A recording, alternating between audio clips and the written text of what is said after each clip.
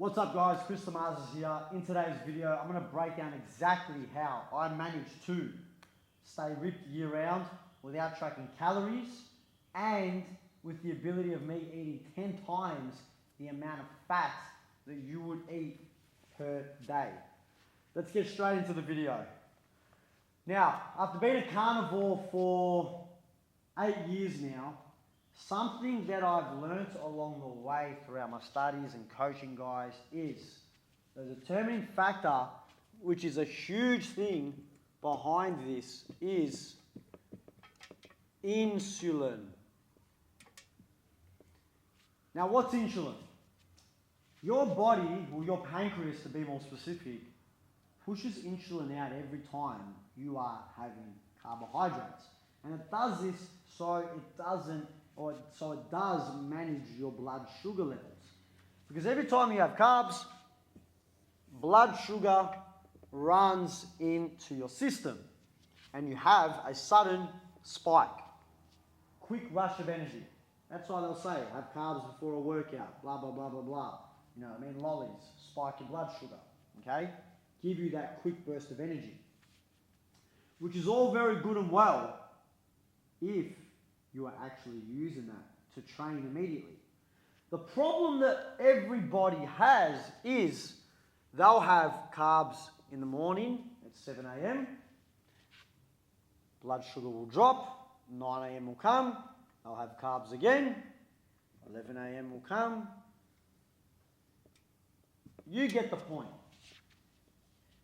Guys are constantly going up and down, up and down. And when your body's in storage mode, because it's constantly secreting insulin, it's very difficult for you to tap in and actually burn your fuel. And guys will mix fats and carbs. And when your body's in storage mode and you mix fats and carbs, guess what gets stored, guys? The fats. When you eat, or when I eat proteins and fats, that's what my blood sugar levels look throughout the day. Now, other than the fact that I never go into this thing called storage mode, a big reason why insulin is so important for me, it doesn't allow me to have to track my calories,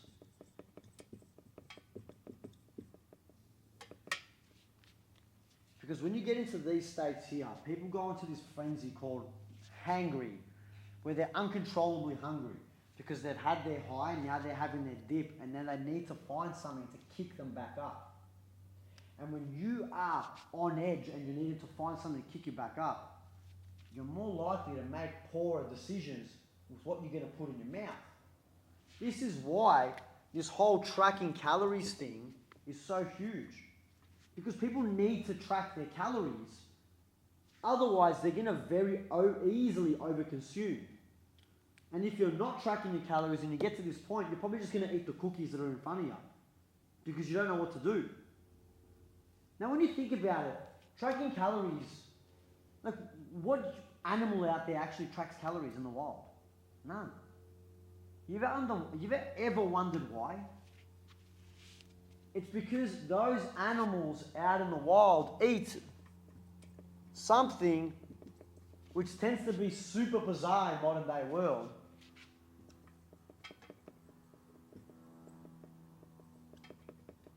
A species-related diet. That means they eat the food in which their body is designed to eat. And when you eat the food in which your body is designed to eat,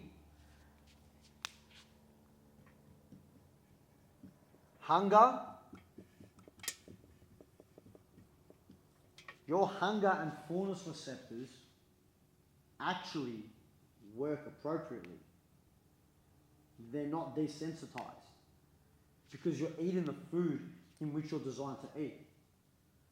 Do you think crows go out there And once they've finished eating their worms, they're like, oh shit, I've overconsumed my calories, and they go and stop eating their worms. No. They eat the worms until they feel like they're full, and then they move on. Because when they eat appropriate food for what they're actually meant to eat, they're not desensitized by hunger and fullness. I spelled that wrong. There's meant to be an N there. Forgive me. They're not desensitized. Ever thought about that word? Well, not that word, that saying. There's always room for dessert.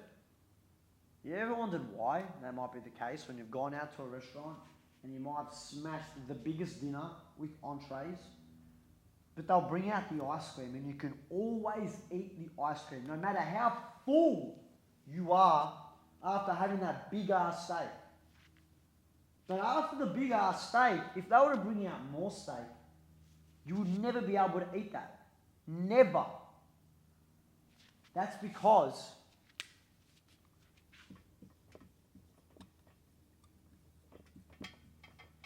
I might be making this word up. Dopamine and palatability. My definition of palatability would probably be how palatable a food would be in your mouth.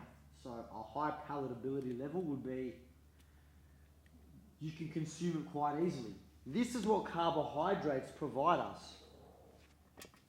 A big rush of dopamine in our brain, and they're easily palatable.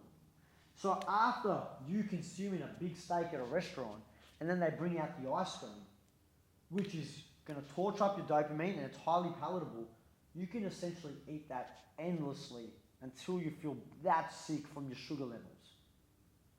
Whereas when you eat a steak, I eat my food and that's it. Once it's done, I might be able to sneak a little bit more in, but I'm getting sick by the end of it. And there's no way that I can consume any more. That's because it's not torching up my brain to the same capacity as what sugars, a pasta, deep fried chips would be. And the food isn't as palatable. Doesn't mean it's not enjoyable, but it's just not like a drug that's skyrocketing you up and down, up and down. And by me having changed from my old school approach in which I was tracking my calories, in which I was not eating a species-related diet, I struggled being able to literally walk around effortlessly with a six-pack, without tracking, and just feeling freedom within my body. And that has come down to me prioritizing fats and proteins whilst being on a carnivore diet. And I'm usually eating about an 80-20 split with my total calories. That's an estimation. I'm not tracking, so I don't have an exact clue. But based on the foods that I eat and knowing, because I did track calories once upon a time, I understand that the foods that I'm eating typically fall within those ratios. And that is how I'm able to do this effortlessly. And that's it for the video, guys. Make sure to like, comment, subscribe. Check out the links in the description. And if you are interested in working with me one-to-one, make sure to book in a call. Catch you on the next one.